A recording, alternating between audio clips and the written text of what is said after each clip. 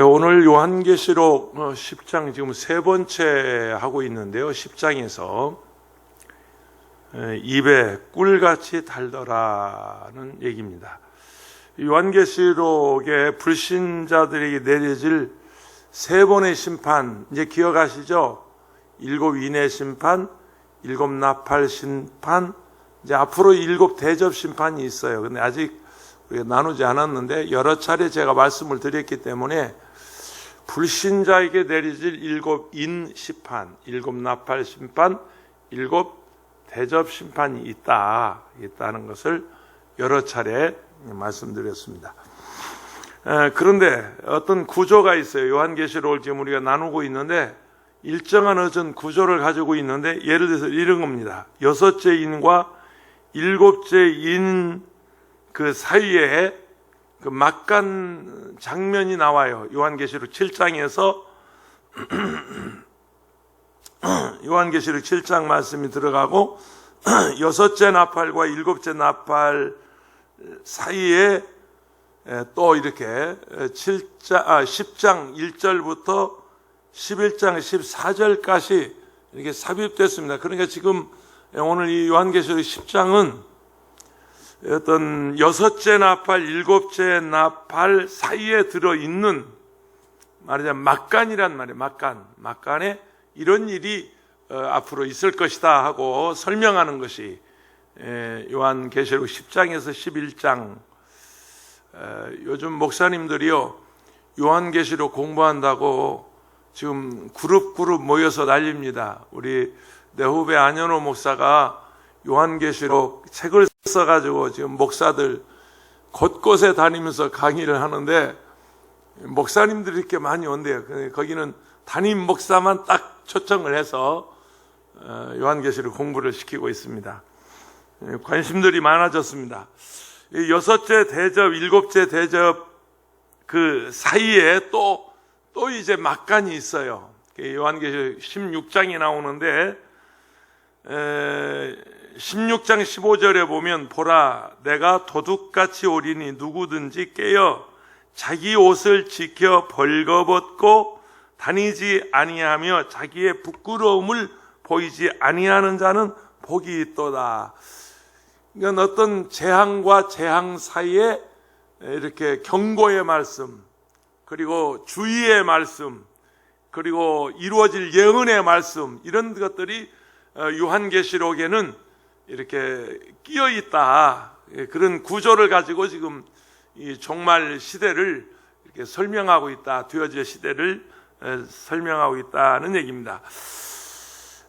그런데 여기 한 가지 어떤 특이한 점이 있는데, 그 삽입된 말씀 그리고 쏟아지는 그 모든 재앙에는 이겁니다. 불신자, 예수 안 믿고 뺀질거리고 빈정대고 비아냥거리고, 그리고 그냥 교회 다니는 사람을 그렇게 헐뜯고 중상하고 주는 것도 없이 미워하고, 지가 뭐 나한테 밥 사줬어, 뭐 차를 사줬어, 그런데 괜히 교회 다닌다고 싫어하고 미워하고, 그런 그 안티 기독교인들이 있어요. 안티 기독교인들. 이 기독교를 괜히 그렇게 폄훼하고 그런 그 사람들이 있어요. 비아냥대고 이상하게 안 좋게 얘기하고 꼭 삐딱하게 얘기하고 꼭 그런 사람들이 있어요. 잘 들으세요. 이 요한계시록의 구조는 그 불신자들, 하나님이 그들은 심판하시고, 그 다음에 또 하나는 예수 믿고 구원받은 사람들은 하나님이 보호하시고. 할렐루야. 그게 요한계시록의 어떤 맥이에요. 맥. 처음부터 끝까지 7째 인재앙, 7째 나팔재앙, 7 대접, 그 모든 재앙에 똑같은 흐름이에요. 불신자는 심판하고 믿는 자는 구원하고. 아멘. 그게 요한계시록의 구조다. 이제 뭐 다른 여러 얘기들을 뭐 하고 있어요. 하고 있는데, 모든 얘기, 예를 들어서 13장의 666도 마찬가지예요. 666도 마찬가지예요. 666 짐승의 뼈, 사단의 뼈, 옛뱀, 마귀, 이제 그것도 이제 제가 할 거예요. 걱정 말고 기다리세요. 그 666 때문에요. 아주 미친 사람들 많습니다. 나 참 정말 미쳐. 내가 미쳐. 흥부가 기가 막힌 게 아니라 내가 기가 막혀. 666 때문에요. 완전히 돈 사람들이 있어요. 가정도 버리고요. 사업장도 문 닫고요. 지금 주님 곧 오신다고 이 666 맞으면 다 죽는다고 미쳐서 돌아다니는 남편들은 없어. 근데 여편들이 있다니까. 남자들은 그렇게 쉽게 안 미쳐요. 그런데 내가 왜 갑자기 내가 그 말을 하냐면, 우리 은평성전에 있을 때 바로 성전 후에 무슨 미용실 주인이야, 시아버지도 시어머니도 남편도 다 우리 교회 나와. 본인도 우리. 근데 어떻게 해서 그 666에 빠져가지고요, 지금 이거 안 받으면 이거 큰일 난다는 거야. 그러니까 이거 지금 전화로 다닌다고 미장원 문도 닫고요. 가정이 어떻게 됐겠어요? 풍비박산. 이혼당하고요, 이혼하고요, 거기 미쳐가지고. 내가 개인적으로 불러다가 얘기했어요. 그게 아니라고, 그런 거 아니라고. 그 성경 잘못 해석가 목사님 모르는 소리 한다는 거야. 지금 세상이 지금 이거 인침, 이거 인 안 맞으면, 이거 맞으면 지금 다 사탄의 밥이 되고, 이거 안 맞으면, 지가 나를 가르치려고 돼. 그러더니 나중에 얘기 들어보니까, 풍비박산 그야말로. 젊은 여자가 자식 남편 다 버리고 이혼하고 거기 미쳐서 일산 어디 그런 자기들끼리 모인 데가 있다나? 이거 성경 잘못하면요, 신천지 또 나와요. 또 나오고 성경 가지고 다 해먹는 거예요. 성경 가지고 다 거짓말하는 거예요. 요한계시록이 그렇게 중요합니다. 걱정 말고 기다리세요. 제가 차근차근 지금 1장부터 지금 10장까지 왔잖아요. 제가 지금 정말 이 정통 신학, 정통 보수 신학, 그냥 괜히 여기 주워 들은 얘기 가지고 여기 그런 얘기 아니니까, 이번 금요일마다 하는 요한계시록 잘 들면 확 뚫려요. 확 열려요. 뚫리고 확 열려요. 그러니까 괜히 현혹 되지 마세요. 괜히 성경 공부하러 다닌다, 비우풀이한다, 어디 가서 말씀을 쪼개. 아니, 이 말씀을 왜 쪼개? 그대로 먹어야지. 나 참 다 쪼갠디야. 말씀을 잘 쪼갠디야. 아니, 쪼갠다는 말이 무슨 말이야? 말씀을 쪼갠다는 말이 이게 뭔 말이야? 나 참. 물론 영적인 거 있어요. 그러니까 성경은 어떤 문자적으로, 문법적으로, 역사적으로 이게 풀어야 돼요. 그런 경우가 있어요. 그러나 어떤 경우에는 예를 들어서 사단의 역사, 옛뱀, 마귀, 용, 이런 건 다 또 영적인 비유. 그러니까 그것도 역사적인 것도 있고 영적인 것도 있고 그렇단 말이에요. 그러니까 이런 것들을 제가 정확하게 얘기할 테니까 그저 편안하게 앉아서 아멘하고 받아 잡수시면 돼요.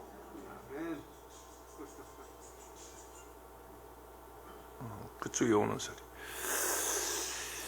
그러니까 지금 내가 무슨 얘기 하냐면, 7 인심판, 7 나팔 심판, 7 대아접 심판에 그 막간에 이렇게 주시는 말씀들이 있는데, 구조는 같다. 불신자는 심판하시고 믿는 자는 구원하시고. 할렐루야.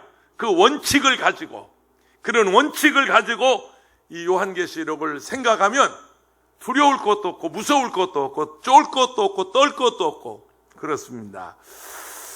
그런데 오늘 말이죠, 오늘 조금 이 말씀이 6째 나팔과 7째 나팔 사이에 들어있는 말씀 중에 힘센 천사가 이미 내려왔죠. 그래서 벌써 지난주 그 전주 지금 힘센 천사가 내려왔는데, 한쪽 손에는 두루마리, 작은 두루마리를 가지고 있었다. 그런데 처음에 예수님께서 두루마리를 받았을 때 펴기 전에는 이렇게 인봉되어 있었지만, 이 천사가 받은 두루마리는, 손에 쥔 두루마리는 펴 있는 두루마리다. 왜냐하면 예수님이 오셔서 인을 하나씩 떼는 바람에 그게 펴졌잖아요.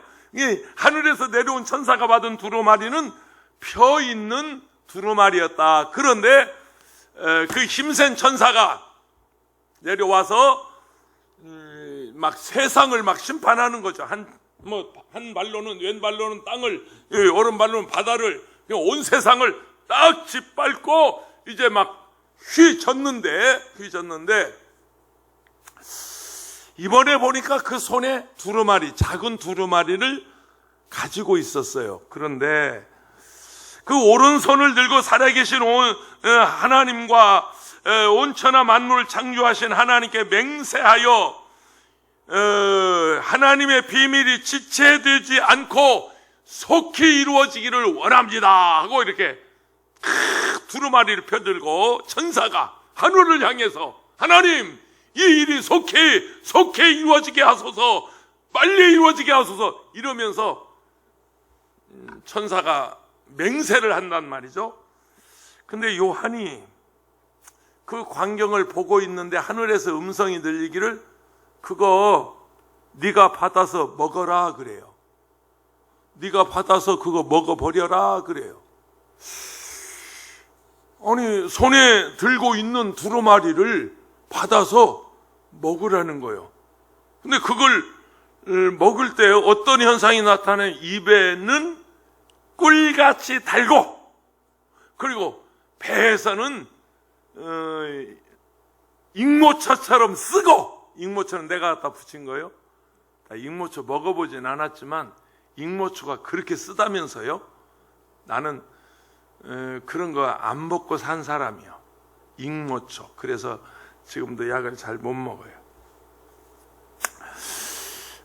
그래서 오늘 8절에 보면 그럽니다. 8절에 하늘에서 나서 내게 들리던 음성이, 하늘에서 들리던 음성이 내게 말하여 이르되 내가 가서 바다와 땅을 밟고 서 있는 천사, 힘센 천사의 손에 펴 놓인 두루마리를 가지라 하기로 그럽니다.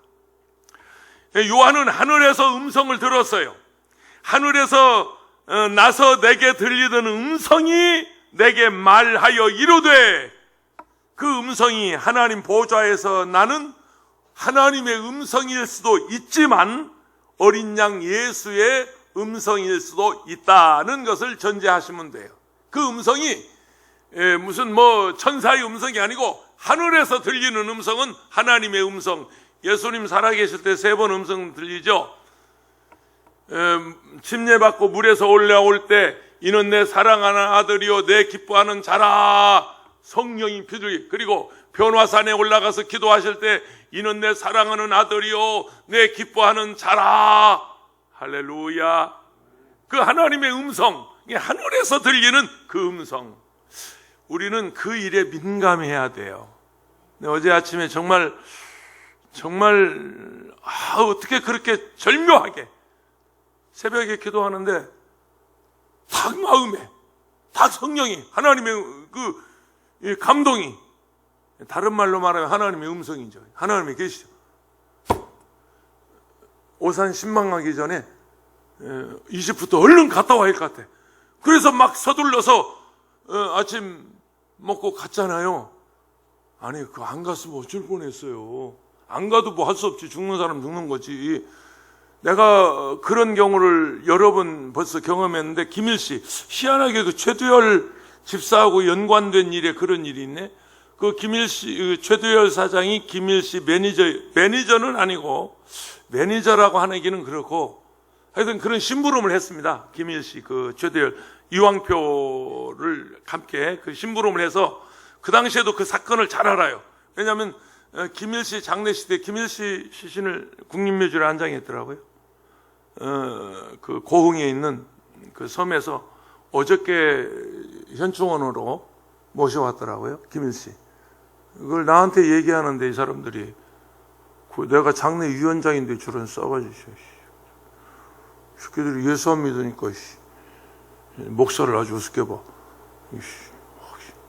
내가 다 수족을 거두고, 내가 진짜 병원에서 다 간호실 수족 거뒀어요. 수족 거두고, 내가 장례위원장으로서 전부 집행을 하고, 또 국가에서 하는 이렇게 무슨 사회장인가 체육장, 대한민국 체육장으로 했기 때문에 종교의식, 내가 그 종교의식 하면서 그 삼중 스님 연세가 그 당시에 80이 넘은 어른인데, 이제 순서에 따라서 이제 그 어른이 먼저 했어요. 불교식으로 먼저 하고, 이제 목사인 내가 이제 나중에 했는데,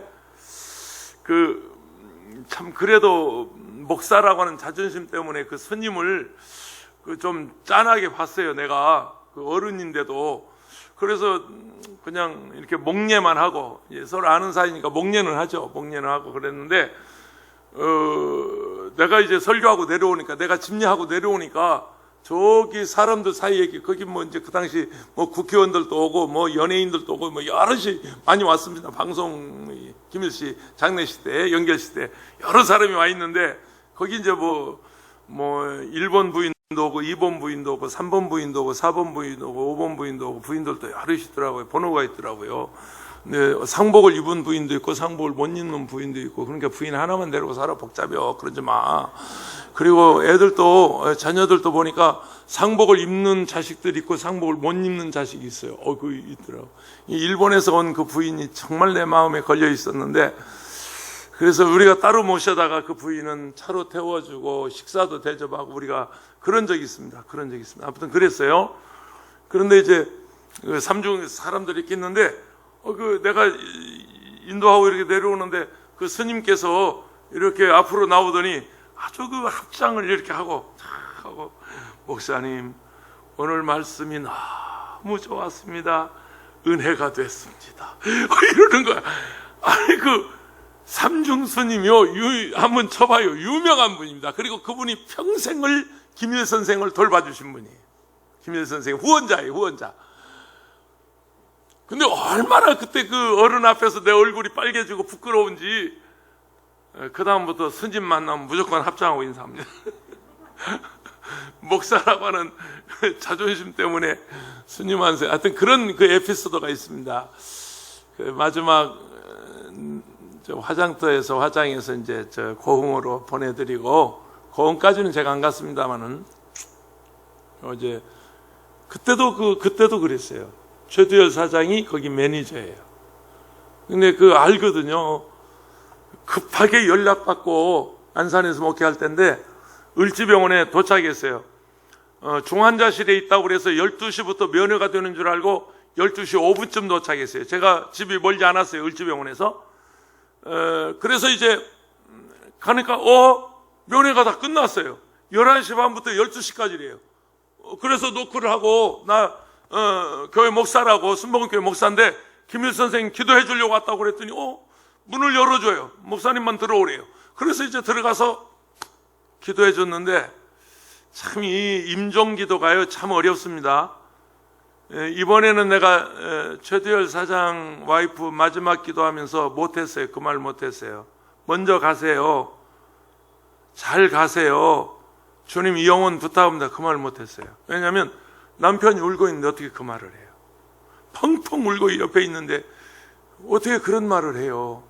벌써 딱 들어가서 우리 박 목사님하고 들어가서 보니까 벌써 안 되겠는데, 마음에는 안 되겠는데 차마 그 말 못하는 거예요. 그래서 하나님 살려달라고, 살아나게 해달라고, 살려주시라고 간절히 기도하고 나왔어요. 근데 그 당시 김일 선생은 아무도 따라 들어오지 않았어요. 나 혼자 들어갔어요. 가서 보니까 안 되겠어요. 그래서 딱 붙잡고, 선생님 먼저 가세요. 우리도 곧 따라갑니다. 하나님 영혼 부탁합니다. 꼭 붙잡아 주세요. 놓치지 않게 해주세요. 그 마지막 임종기도를 맘 놓고 했어요. 아무도 없으니까. 혼자 들어가서 간호사도 없고 가족들도 없고, 그렇게 하고 잘 가시라고, 먼저 가시라고 담대하게 얘기했어요. 그리고 나서 기도하고 문을 나와서 가족들하고 얘기하고 있는데 금방 간호사가 따라와서 문 열더니 선생님 가셨어요 그러잖아요. 그게 한 5분 사이, 5분도 안 돼요. 5분도 안 돼. 기도해주고 막 나왔으니까.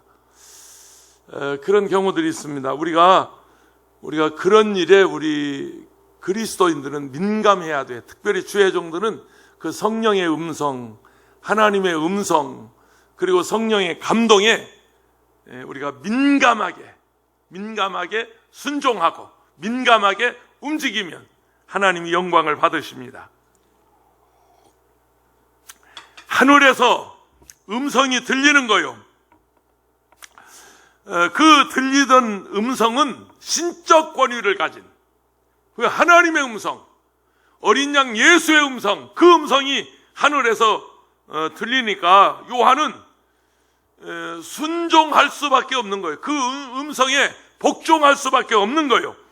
요한계시록 10장 4절에 보면 일곱 우레가 말을 할 때 내가 기록하려고 하다가 곧 들으니 하늘에서 소리가 나서 말하기를 일곱 우레가 말한 것을 인봉하고 기록하지 말라. 이때도 하늘에서 음성이 들려요. 하늘에서. 이 하늘의 음성에 우리가 민감해야 돼요. 하늘에서 내려온 힘센 천사가 사자의 부르짖는 같이 사자부를 토했다 그랬죠. 큰 소리로 외치기를 일곱 나팔을 불면 마지막 때에 관한 하나님의 비밀이 이루어질 것이라고 외쳤어요. 그런데 지금 이 사건은 그 일곱 나팔이 불기 전에 일이라 그 말이니까 막간에 있는 거예요. 힘센 천사의 외침에 일곱 우레가 화답하며 소리를 내어 말하기를, 일곱 우레가 말한 내용을 알아듣고 이해할 수는 있었어요. 그러나 그 기록은 못하게 했어요. 그래서 요한계시록에는 그 내용이 무엇인지 기록되지 않았습니다.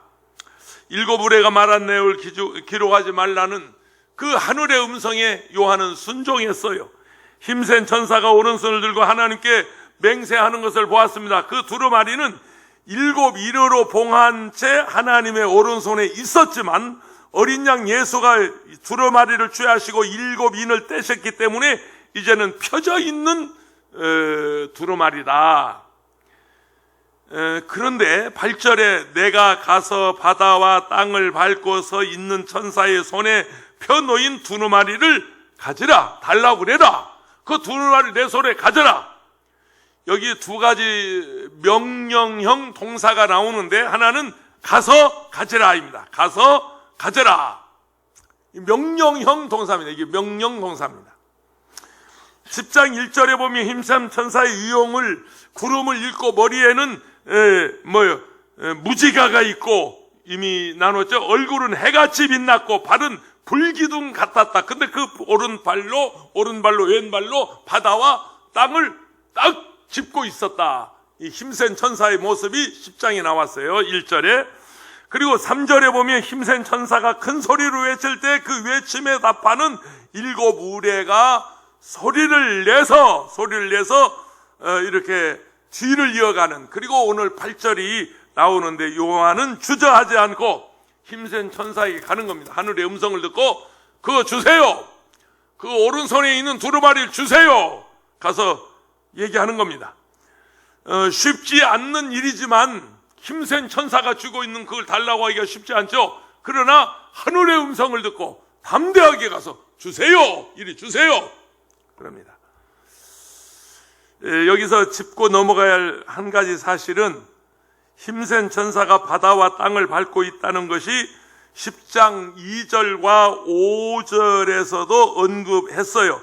10장에서 3번씩이나 힘센 천사가 바다와 땅을 밟고 있다, 밟고 있었다, 밟았다, 그런 3번씩이나 짤막한 10장 지금 몇 절 안 됐는데도 그 모습을 우리에게 말씀하고 있어요. 무슨 얘기냐면 천사의 손에 펴 있는 두루마리를 요한에게 주기 위해서 하늘에서 내려와 있기에 펴 있는 말씀이, 이 말씀이 그 손에 들고 있는 두루마리 말씀이 요한에게만 적용되는 것이 아니고 우리 모두에게 주시는 하나님의 말씀입니다. 그 말씀의 내용이 무엇일까요? 두루마리의 말씀이 무엇일까요? 10장에 이렇게 이제 9절, 10절에, 11절에 보면 그러죠. 내게 말하기를 내가 많은 백성과 나라와 방언과 임금에게 다시 예언하여라 하리라. 그 말이 무슨 말이냐? 이 예언의 말씀을 전해야 하리라. 이게 사도 요한이 힘센 천사에게 받은 그 두루마리를 많은 백성과 족속과 그 다음에 나라와 방언과 임금들에게 이것을 가서 전해야 하리라.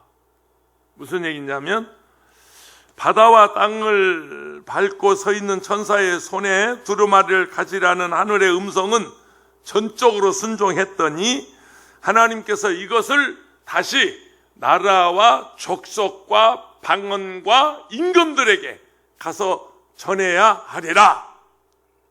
마태복음 28장 18절 19절이죠. 19절 20절이죠. 그러므로 너희는 가서 모든 민족으로 제자를 삼아 아버지와 아들과 성령의 이름으로 침례를 베풀고 내가 너희에게 분부한 모든 것을 잘 가르쳐 지키게 하라. 볼지어다 내가 세상 끝날까지 너희와 항상 함께 있으리라 하리라. 사도 요한이 천사에게 받은 그 두루마리 내용이 사도 요한에게만 국한된 말씀이 아니라 우리 모두에게 주신 하나님의 말씀이다. 그게 뭐냐면 나라와 방언과 백성과 임금에게 가서 이 예언의 말씀을 전해라.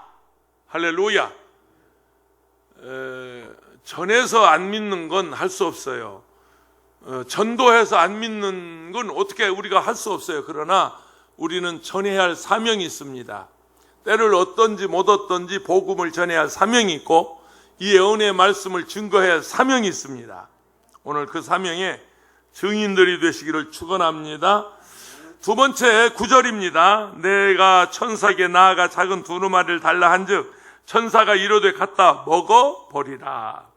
내 배에는 쓰나 내 입에는 꿀같이 달리라 하거늘. 요한은 그 작은 두루마리를 받아서 먹었어요. 하늘의 음성은 요한에게 두 가지를 명령했다고 그랬죠. 가라, 또 가지라. 가서 가라, 가지라. 힘센 천사의 손에 있는 두루마리를 가지려고 천사에 나갔습니다. 천사의 손에 있는 두루마리를 가지는 것이었으나 요한은 그렇게 할 수 없었으므로 힘센 천사가 두루마리를 자기에게 달라고 가서 천사의 손에 있는 것을 뺏어올 수는 없잖아요. 힘센 천사인데. 그러니까 가서 달라고 그랬어요. 가서 달라. 그 힘센 천사의 유형이 대단했어요. 그냥 큰 막 사자우를 도와가고 막 바다를 밟고 있고 땅을 밟고 있고 머리에는 무지개가 있고 이 위험이 대단한데 가서 어떻게 뺏어오겠어요. 그러니까 가서 달라. 그거 이리 줘라 하고 얘기했습니다.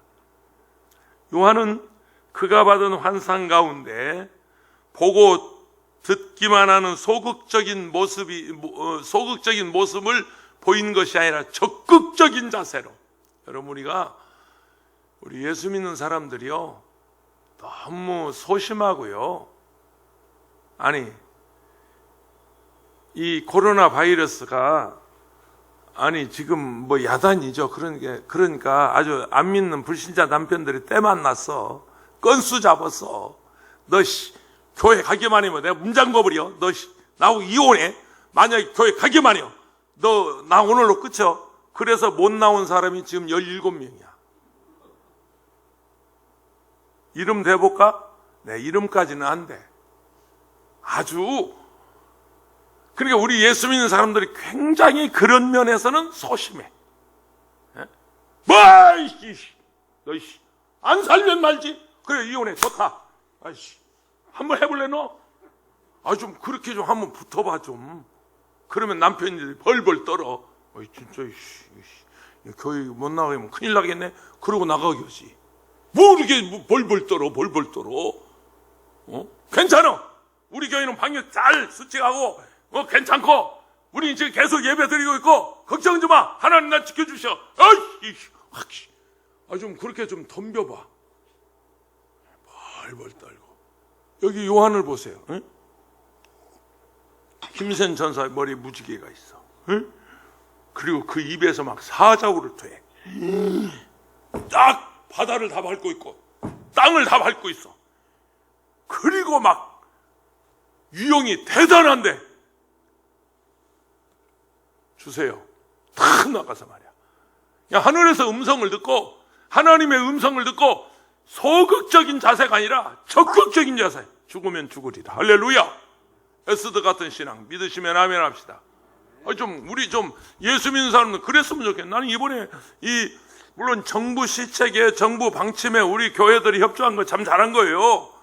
아주 적극적으로 협조한 건 좋은 일이에요. 우리가 교회가 앞장서서 사회 모범이 된 거 감사해요. 그런데 벌벌 떨 건 없다니까. 어디 확 받아버려. 9절 보세요. 천사가 이르되 갖다 먹어버려. 내 배에는 쓰나 내 입에는 꿀같이 달리라 하거늘. 두루마리를 받아서 그걸 먹어버리라는 거예요. 여러분, 두루마리는 음식이 아닌데 아무리 작은 두루마리라 할지라도 그걸 먹어버리라니 이게 인간의 상식으로 이해가 가지 않는 일이지만 요한은 순종했어요. 그걸 먹어버렸어요. 할렐루야. 물론 이런 때는 이제 이게 문자적인 해석으로 하면 어떻게 그 루파피루스로 만든 그냥 큰 두루마리, 양피 가죽으로 만든 그냥 큼직한 두루마리를 어떻게 먹어버렸냐? 또 이렇게 묻고 따지면 나는 할 말이 없어. 이런 때는 여러분, 제가 이게 서재실에서 가지고 나온다는 게 그냥 나왔네. 요만한 그 성경이 있습니다. 신약전서. 내 손가락 2마디만한 신약전서의 북한 지하교회 성경입니다. 그리고 또 있습니다. 비닐로 성경을 인쇄한 쪽복음들이 있습니다. 마태복음 인쇄했고요. 이렇게 쪽복음들이 있습니다. 그리고 이 지하교회 성도들이 숨어서 예배 드리다가 이렇게 보위부원들이 들키면, 경찰들이 들이닥치면 그걸 입에 넘겨버린대요. 그래서 그 비닐로 되어 있는 성경이 창자 속에 들어가는 거예요. 변을 보면 다시 빠져나오는 거예요. 비닐로가 소화 안 되니까. 그런 그 북한용 성경이 있습니다. 손가락 2마디 정도의 신약전서. 아주 정말 잘 보이지 않아요. 그리고 비닐로 된 성경이 있습니다. 그런 거라면 몰라도 옛날 성경은 양가죽, 파피루스, 갈대 잎을 엮어서 만든 파피루스, 그걸로 엮었는데 그걸 입으로 먹었다? 이게 무슨 얘기입니까? 에스겔서 3장 1절 2절에 보면 이렇게 말합니다. 그가 내게 이르시되 인자야, 너는 발견한 것을 먹으라. 너는 이 두루마리를 먹고 가서 이스라엘 족속에 말하라 하시기로 내가 입을 벌리니 그가 그 두루마리를 내게 먹이시니. 이 말씀을 먹었다, 두루마리를 먹었다, 이게 무슨 얘기입니까? 여러분 계속 이 성경 지금 필사하는 분들 계시죠? 성경을 필사하는 것도 말씀을 먹는 거고, 성경을 암송하는 분도 있죠. 그 성경을 암송하는 것도 말씀을 먹는 것이고, 성경을 밤낮으로 몇 장씩 정해놓고 계속 읽는 분들이 있죠. 이것도 말씀을 먹는 것이고, 눈으로 먹고 입으로 먹고 마음으로 먹고. 아멘이십니까? 이걸 배불리 먹어놔야, 말씀을 배불리 먹어놔야 입을 열면 그 입에서 하나님의 말씀이 나오죠. 그 입에서 성경 말씀이 나오죠. 속에서 들어간 것이 다시 나오죠. 이게 말씀을, 이 두루마리를 먹었다는 말씀을 무슨 파피루스, 양피 가죽 그것을 집어 삼켰다는 말이 아니고, 말씀을, 두루마리에 있는 내용을 먹었다. 이해가 되시나요? 그래서 두루마리를 가져다 먹었더니 내 배에는 쓰나 내 입에는 꿀같이 달더라. 계시록 10장 10절에 보면 그럽니다. 내가 천사의 손에서 작은 두루마리를 갖다 먹어버리니 내 입에는 꿀같이 다나 먹은 후에는 내 배에서 쓰게 되더라. 천사의 손에서 작은 두루마리를 갖다 힘센 천사가 말대로 입에는 꿀같이 달지만 역시 말대로 먹은 후에는 배에서는 쓰게 됐다. 예스겔서 3장 3절에 보면 내게 이르시되 인자야, 내가 내게 주는 이 두루마리를 내 배에 넣으며 내 창자에 채우라 하시기에 내가 먹으니 그것이 내 입에서는 달기가 꿀 같더라 그랬습니다. 또 시편에도 보면 19편 10절에 그 금 곧 많은 순금보다 더 사모할 것이며 꿀과 성이 꿀보다 더 달도다. 그리고 시편 119편 103절에 보면 주의 말씀의 맛이 내게 어찌 그리 단지요 내 입에 꿀보다 더 다나이다. 그러니까 어떤 두루마리 무슨 파피루스 종이를 먹으라는 말이 아니고 그 내용을 먹어라. 여러분 어쩝니까? 하나님의 말씀이 여러분 꿀송이처럼 답니까? 꿀같이 답니까? 그걸 느낄 때가 있어요. 모든 말씀이 꿀송이처럼 달고 막 절절히 막 그런 게 아니고 그럴 때가 있단 말이에요. 유대인들은 애들에게 성경에다가 꿀을 발라놓는다고 그러잖아요. 꿀을 성경에 꿀을 발라놓고 그걸 혀로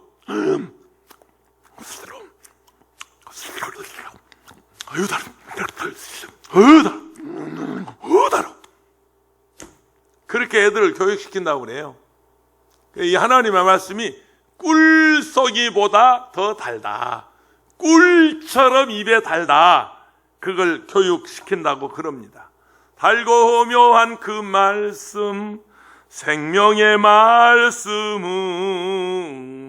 귀한 그 말씀 진실로 생명이 되나니 나의 길과 믿음 밝히 보여주니 아름답고 귀한 말씀 생명샘이로다. 아름답고 귀한 말씀 생명샘이 다같이 합니다. 달고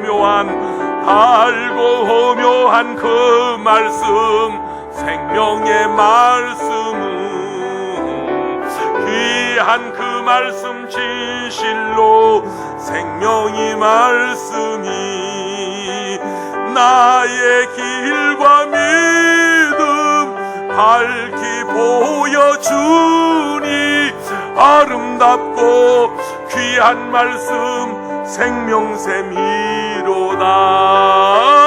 아름답고 귀한 말씀 생명샘이로다.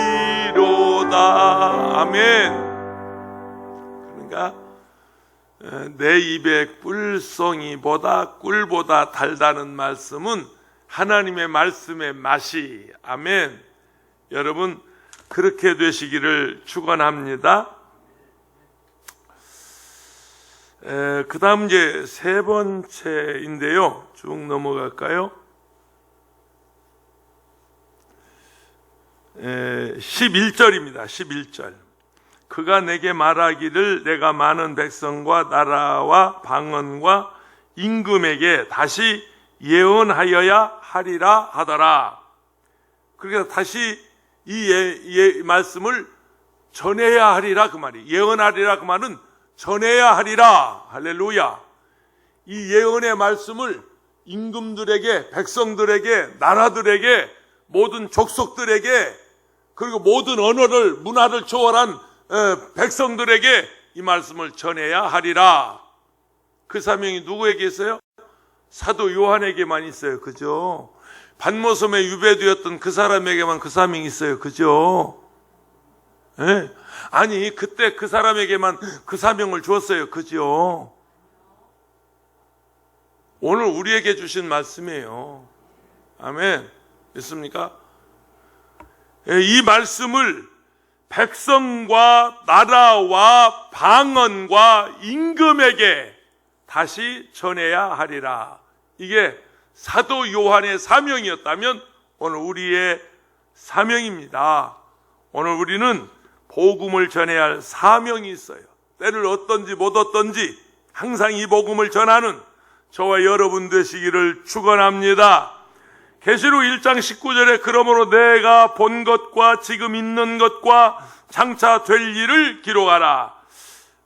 미전도 종족이라는 말을 들어보셨죠? 미전도 종족. 이게 무슨 얘기냐면 한 번도 복음을 듣지 못한 사람들이 이 지구상에 얼마나 될까? 우리 생각에 그럴 사람이 없을 것 같은데 의외로 많습니다. 미국 남침예교의 선교 총재를 역임한 윌리스 에리나 윌리스 박사 이분인데요. 에이브리 윌리스 박사님이십니다. 이분이요 1973년 랄프 원터 박사가 주창한 미전도 종족 639개 종족 가운데 사역자가 없는 지역은 230개밖에 남지 않았다고 이렇게 기록을 남기고 있습니다. 책을 썼어요. 책에 남기고 있는데, 세계 교회들이, 특별히 지역에 있는 교회들이 적극적으로 이 미전도 종족을 위해서 참여하고, 그래서 많은 미전도 종족에게 복음이 증거됐다고 합니다. 그런데 아직도 사역자가 없고 교회가 없고 복음이 없고 성경이 없고, 제가 가진 자료가 하나 이 자료가 아닌가? 세계 선교협회에서 나온 자료를 하나 가지고 있는데요. 이 성경이 아닙니다. 제가 부흥에 나가서 쓰는 성경에 제가 메모되어 있는데, 이건 여기서만 쓰는, 설교 준비할 때만 쓰는 성경, 부흥에 나가서 쓰는 성경, 신방 갈 때 쓰는 성경, 성경이 따로따로 있는데 이 성경이 아닙니다. 거기 보면 아직도 이 각 나라 방언으로 번역돼야 할 성경이 지금도요, 번역한 것도 많지만 번역해야 할 성경이 한 번도, 그러니까 아예 성경이 번역되지 않은 거예요. 그 나라 언어로, 그 종족의 언어로, 그들의 말로는 전혀 번역되지 않았는데, 그 번역되지 않은 성경이 한 2700, 어디 나오는데 내가 적었는데, 정확하게 숫자를 적었는데, 세계 선교협회에서 뜨는 거, 미전도 종족,